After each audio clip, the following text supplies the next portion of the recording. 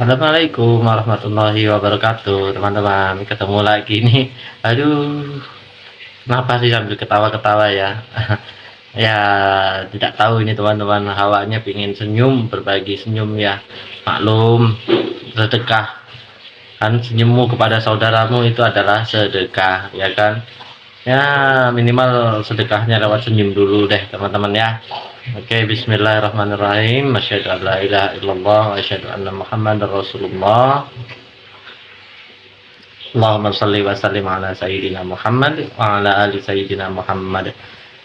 Nah, teman-teman, bismillah, saya ingin sedikit bercerita lah soal apa ya, teman-temannya. Entah ini kali ini pingin ngomongin soal sabar, teman-teman. Ya, karena memang saya juga nggak termasuk yang mungkin kategorinya itu termasuk orang yang sabar, mungkin ya. Ya, banyaklah orang yang mengenal saya di sekitar saya ini.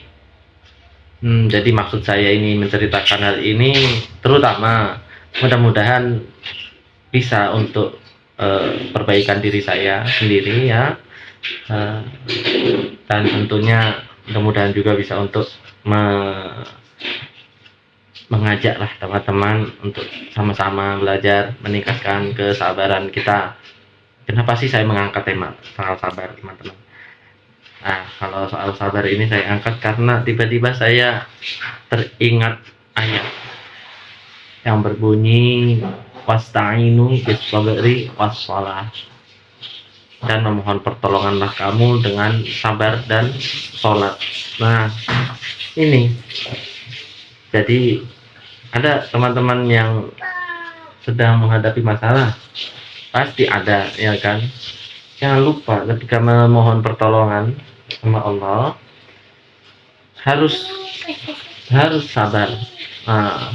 Harus sabar, jangan sambil tergesa-gesa, jangan sambil mengeluh, ya kan? Karena tidak diperkenankan ya mengeluh atas keadaan itu, bisa tipis bedanya dengan kufur, artinya lupa dengan kenikmatan yang sementara atau telah Allah berikan kepada kita. Jadi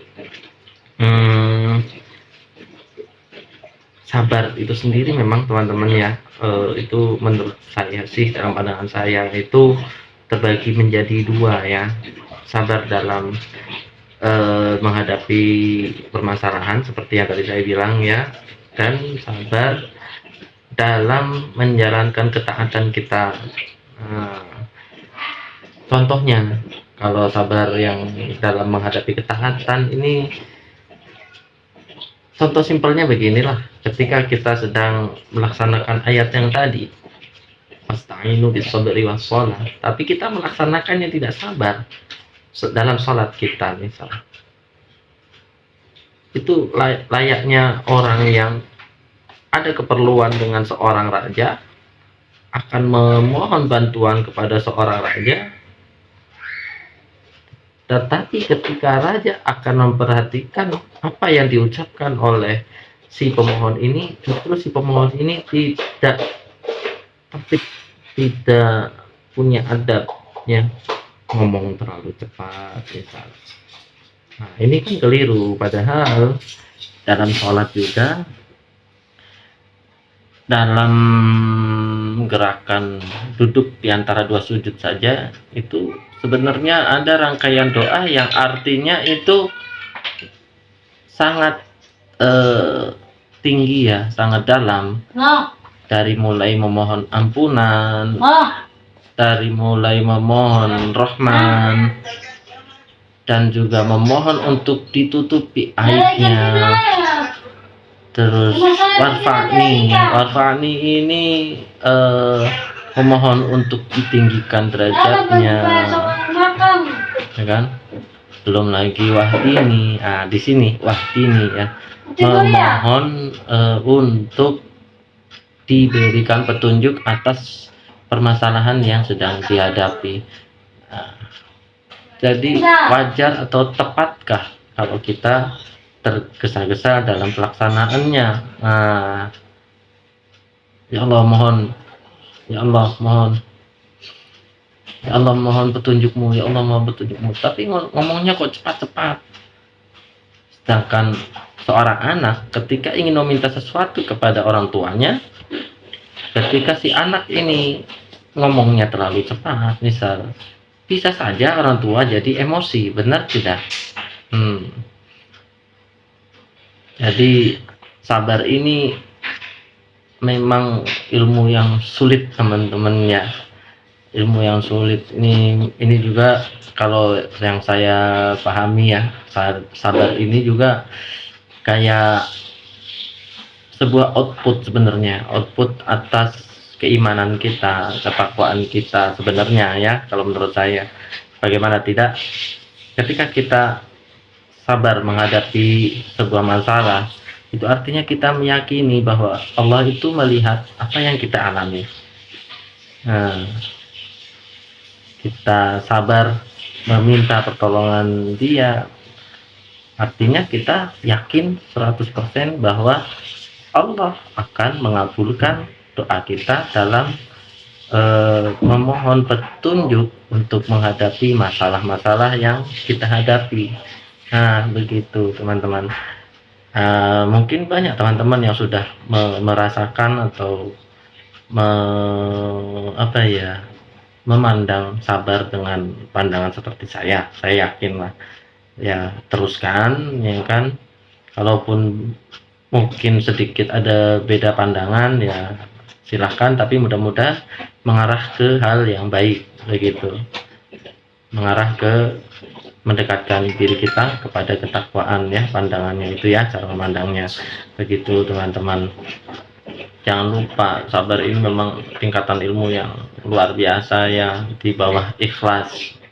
Jadi ketika kita sudah diuji dengan kesabaran, kita pasti akan diuji dengan keikhlasan. Coba saja deh, percaya saja ya.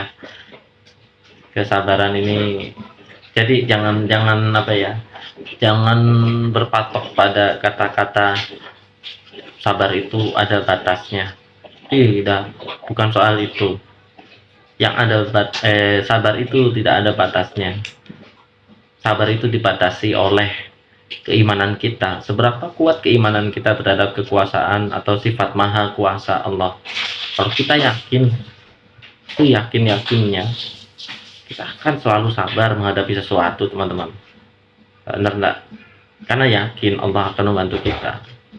Dan jangan lupa ada kabar gembira buat orang-orang yang sabar, bahwasanya Allah itu bersama orang-orang yang sabar. Innallaha ma'as sabirin. Nah, itu ya teman-temannya.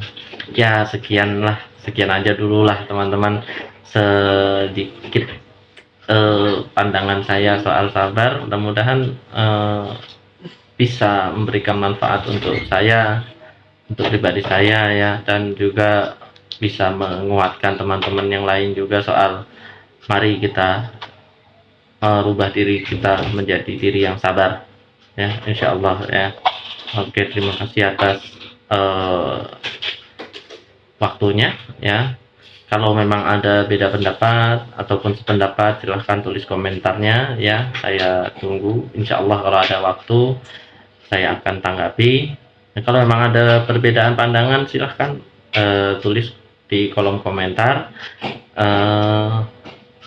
Apalagi ini berkaitan dengan keimanan ya, diskusi soal keimanan itu memang sangat dirahmati oleh Allah. Jadi saya mengundang, silahkan kalau perlu tuliskan dalilnya, jadi kita sama-sama belajar ya. Karena saya bukan guru, saya bukan ulama ya. Bismillah, mari kita tingkatkan terus keimanan dan ketakwaan kita. Assalamualaikum warahmatullahi wabarakatuh.